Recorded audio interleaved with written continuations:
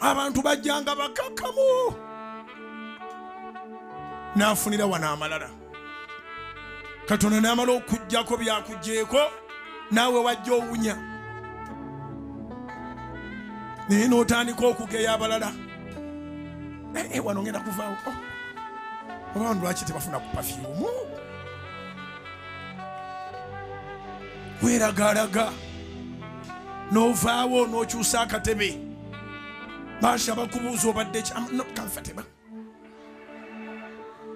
I'm not what? I'm not comfortable. I'm not comfortable here.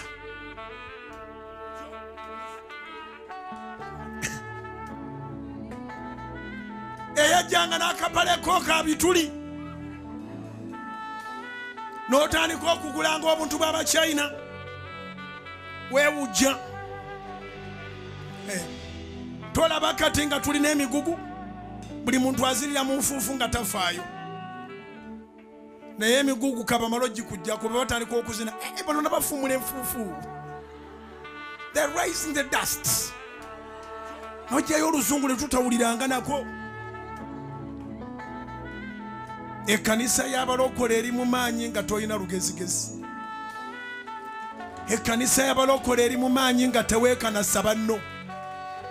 Yesu yakwatanga ku buli azze era nakati bwali kasita bakukooweeyo yonna ng'agamba jangu mujje gye ndi mmwe mwenna abakooye era abazitoowereddwa nange n'abawummuza. Matayo 11:28. Bassebo ne bannyabo okooye nze nkiwulira wano waliwo abakooye obbakunya. Waliwo abakooye agenda kukutaasa naye weegendereze bwakutaasa oleme kubanga bwe wateekawo ekigugu ekinene ate walondawo akatono.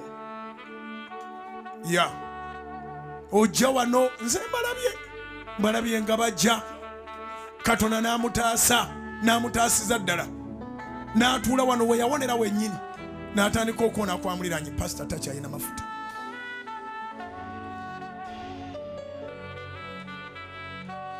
Wano we tuli pasita yafuluka yaggwamu dda gwe tomanye ebyamubaako n'obasaasira.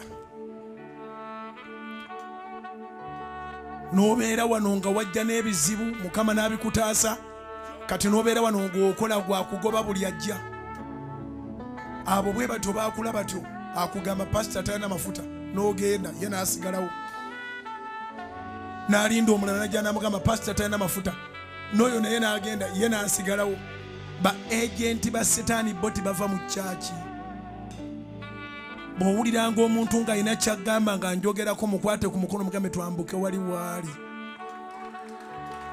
Kubira Mukama engalo ez'amaanyi obanga amagezi gazze.